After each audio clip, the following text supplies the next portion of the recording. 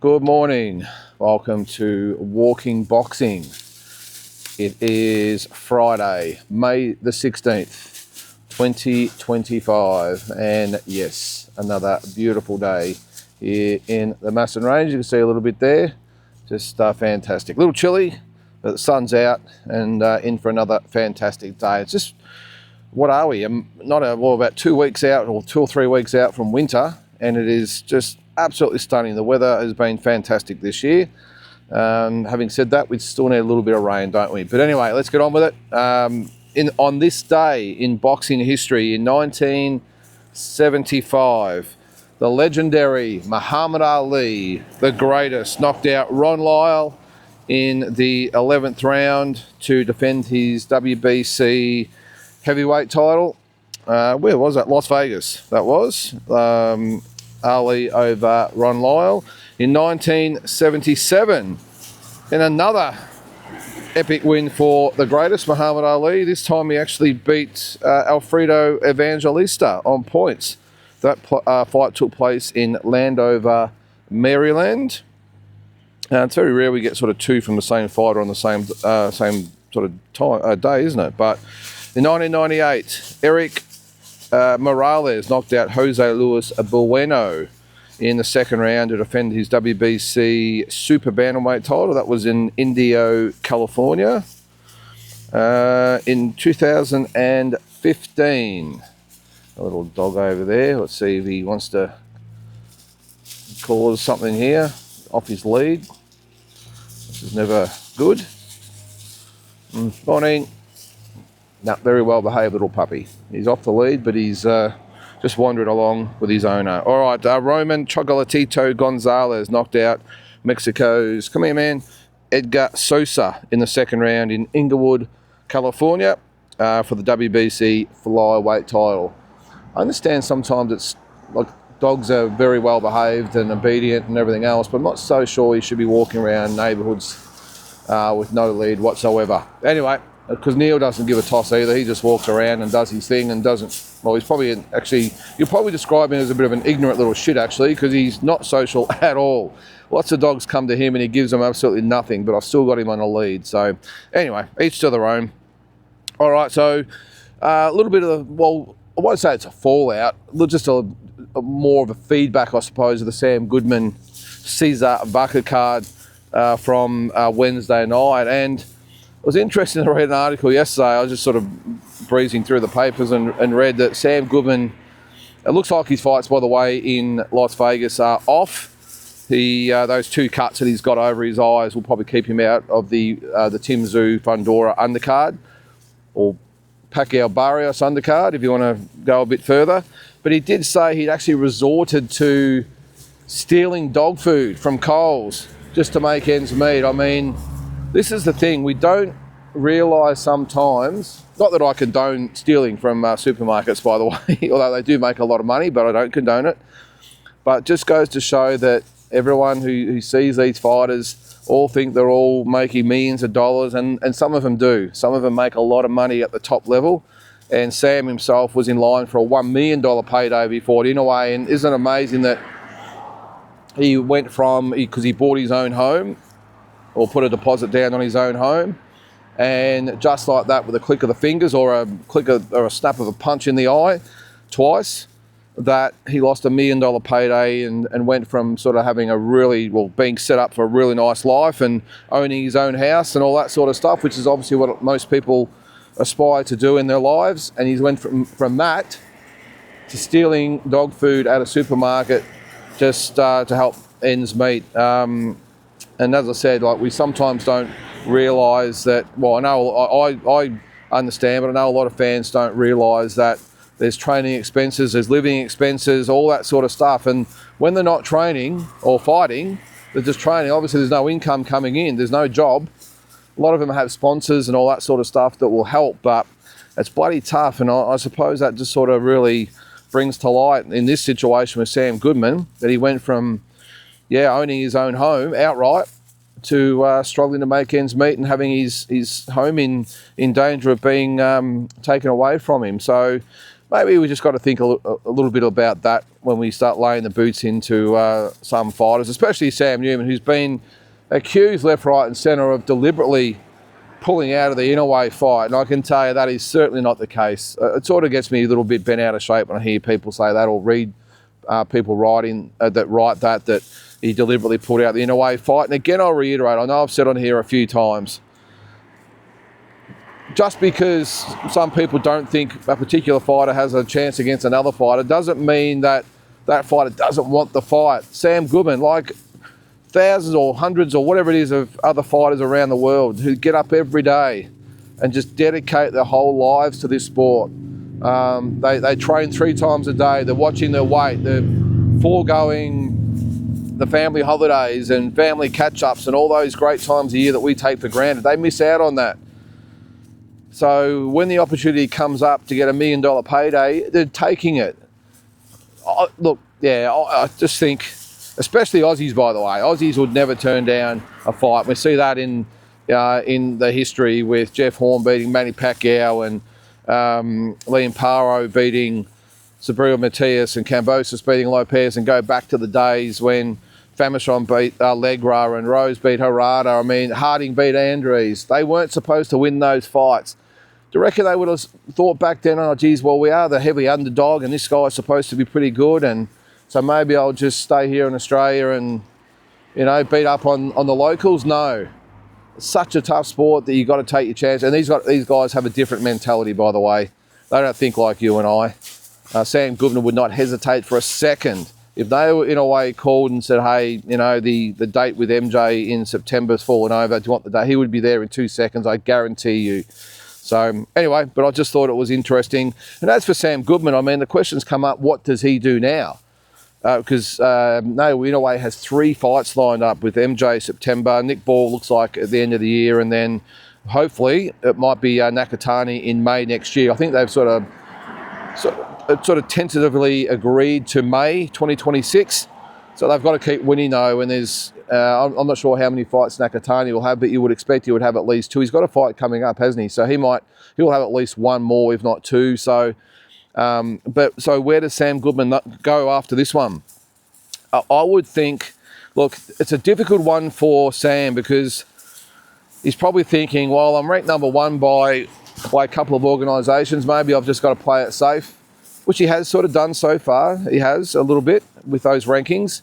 Maybe I've just got to hang in there and just wait for my opportunity, whether it's a vacant belt or an opportunity within a way comes back up or whatever it might be. I know there is talk maybe about fighting for an interim belt or something against somebody, or does he seek out a Luis Nery or a Raymond Cardenas or a Marlon Tapales and say, hey, let's fight, and that way I can really generate some interest in maybe getting that Inoue fight back, because all 3 are former Inoue opponents, and sometimes maybe he's just got to take the risk of fighting one of those guys and really getting back on the radar.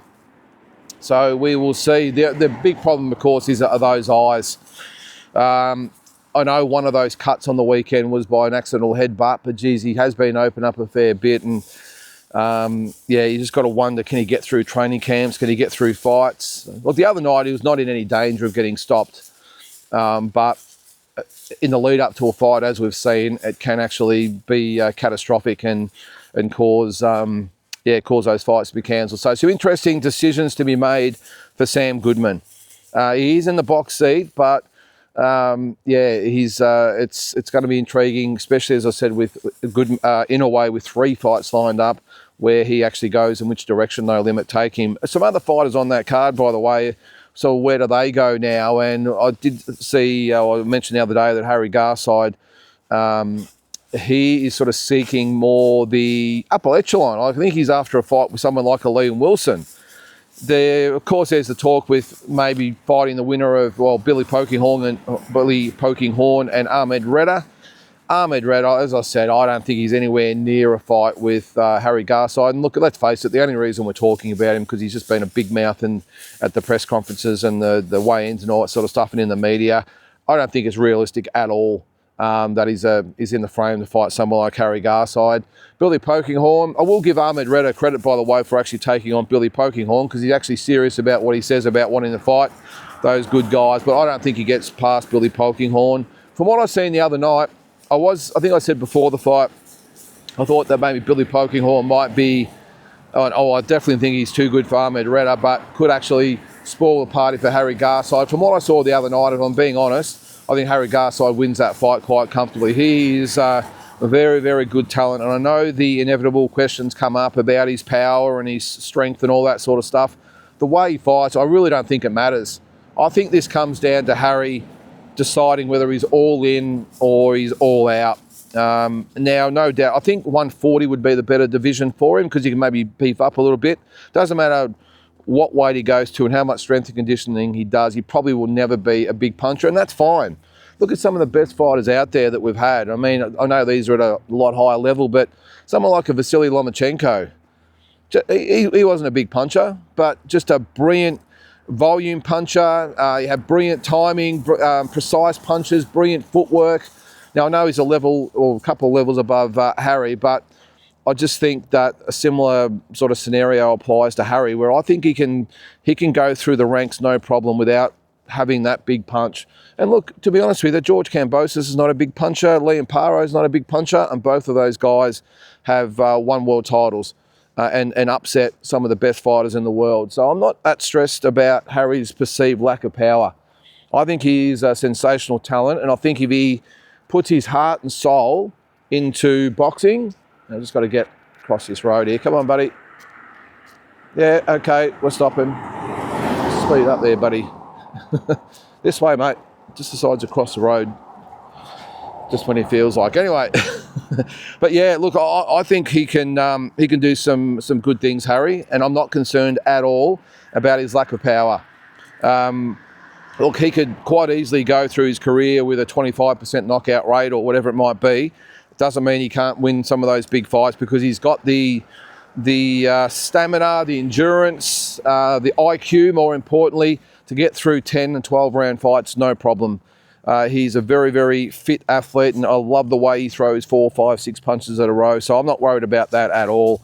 I actually think for Harry, forget about it, although he'll probably fight Billy Polkinghorne, I would think, or the winner of that fight with Redder, just to probably take that next step before he goes up to the really top level.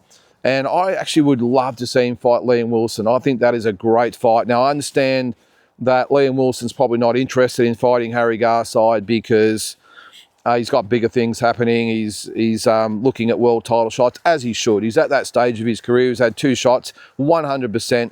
He should be looking at the top guys and still fighting for another world title shot at 135. So no issues with that, because I would love to see that fight if it transpired in some way. I think that would be a ripper. Not so stressed about him sort of fighting anyone else. I mean, at lightweight, actually, in Australia, I mean, he could probably fight someone like a Jalen Tate, and Ibi Bella, both coming off losses, of course. John Manu, now that would be a great fight for Harry Garside. Maybe that's the fight they make. So there is some good fights there for Harry. But yeah, as I said, I think he's quite capable of going a long way in boxing if he's switched on and stays in the sport and gives it 100%. He's got to do something about that hairdo, though. Sorry, Harry. If you're going to go to the world level, mate, you got to have a haircut. Just give the back a little bit of trim, and we're on track. What else is happening? Oh, actually, on the undercard too, Monty Fathi, he called out Michael Zerafa. I don't really think there's a lot of scope there for that fight. I think, like Liam Wilson with Harry Garside, he's looking at the big picture worldwide. He's not really stressed about the domestic level at this stage, and I think he gives Michael a good fight, but I think at this stage I'd still back Michael Zerafa. But there are good fights there for him. Maybe there's a Benny Mahoney, there's the Kamikayos of the world, there's Isaac Harbin, although he's looking at the bare knuckle stuff at the moment, which I think is awesome. I think that would be fantastic for Isaac. That's right up his alley. So there's some fights out there for him. Maybe, look, he should probably stay away from the guys like Matteo Tapia and that, but I think like Michael Zerafa, he wouldn't be interested in Monty Fathi. But good win, and it's amazing what happens when you get a win like that on national TV. I'm sure there'll be someone there to step up and fight him on one of the cards going forward. A couple of things on the international scene. Lamont Roach and Gervonta Tank Davis. Looks like it's going to be August 16th in Las Vegas for the rematch. Looks also like Holly Holm is making a comeback. The female who beat female UFC boxer who beat Ronda Rousey back in the day. She's making a comeback with MVP, with Jake Paul. And she joins the likes of Savannah Marshall and Chantel Cameron, who's just joined the stable as well. So, again, with Jake Paul, I know he's probably one of the biggest tools in boxing, if you can call him a boxer, but doing great things for the females. So, and I actually met Holly Holm a couple of years ago, and she's a really nice person, and she can fight. She's tough as nails. So, what else is happening there? Oh, hang on, buddy. What else? I'm just looking at something that someone sent me. Geez, I won't mention that. All right, and other news. I was just actually speaking of Jake Paul. The press conference, him and Chavez Jr. Can you believe this guy is up there after everything he said about Canelo chasing the money and turning his back on the people that had sort of helped get him where he's got to, and just chasing the money with Turki Al-Sheikh. But now he's up there with Julio Cesar Chavez, offering the fight. Julio Cesar Chavez Jr. and Sr. on the same night, by the way, saying that, you'll love this one, I'll just clear my throat, that Chavez Jr. is a great fighter and with a sensational resume, and it'll be a fantastic win. And he says, no one will give me credit for it, but this will show how great a fighter I am, and blah, blah, blah, blah, blah. And I'm not going to go too much in. I do not want to give the fight much airtime, but we had that press conference, and then to make, or at least we had a legitimate one following that, but we had the Berlanga Shiraz card announced in New York. It'll be at the Louis Armstrong Tennis Stadium. That I think we have a new clubhouse leader for the biggest flog in boxing, and that is Edgar Berlanga. What a tool. He said, I'm a superstar and I can do this and I'm going to do that. He got in the face of Hamza Shiraz. It's very, very hard to like this guy. And look, I don't mind it. Well, I don't like it, but I can tolerate it when it's from an actual elite fighter. But when you've got a guy who went on the victory tour after winning probably 2 rounds against Canelo, now saying he's one of the biggest superstars in the sport and this and that, I just think cringeworthy at its finest. And I hope Hamza Shiraz beats him on the 12th of July. I mean, how someone, I understand they've got to sell tickets and all that sort of stuff, but the way he carried on yesterday with really no basis at all, I mean, he almost should be embarrassed by not only the Canelo fight, but the last fight he had. I'd be having the shades and hoodie on if I was him. But anyway, he did say he's one of the biggest superstars in boxing and this and that. The card will be great, though. It looks like more likely that I might be going to that, by the way, the card in New York. I think I said yesterday or the day before that I am looking to do it. They've got the all-women's card. And actually on that, I was talking about Holly Holm before. She will be on the Katie Taylor, Amanda Serrano card on July 11th. That's why I brought her up. She'll be part of that card. So on that Friday night, July 11th, is Katie Taylor, Amanda Serrano with, I think there's 4 world title fights on that card, which will be fantastic. Then on the Saturday night is this card. So Hamza Shiraz, Edgar Berlanga, Puello, Matthias, Stevenson, Zapata, of course, and Morel and Kadaev. So, and then if that's the case, then I'll be flying across to Las Vegas for Tim and Fundora. So I'm hoping I can make it happen. And of course, as always, I'll bring you all the daily vlogs and all that sort of stuff, and bring you along for the ride as well. I think that might be it for today, guys. I don't think, actually, I'll check to see whether I had, sometimes I just sort of make notes as I'm going. No, that's probably bad. Oh, one thing actually, Canelo Alvarez. Looks like, I think there was talk that the Crawford fight was going to be moved to the 13th. I think they're still talking about it being on the 12th. It's going back and forth. Turki Al-Sheikh did say they were moving it to the 13th, but I heard or read that maybe they still might be sticking to the 12th, but going to a different location. I don't know, but it looks like the fight won't be on Netflix. Looks like Netflix aren't interested in that fight. So I'm not sure what that means for Netflix going forward. Maybe they're just biding the time to hook up with Top Rank or someone like that anyway. I did actually see the other day too that Oscar De La Hoya put on his Instagram sort of a handshake emoji with Premier Boxing, Premier Boxing Champion, so PBC. So I'm not sure what's happening there because, of course, Oscar's in with Turkey and DAZN, so I'm not sure.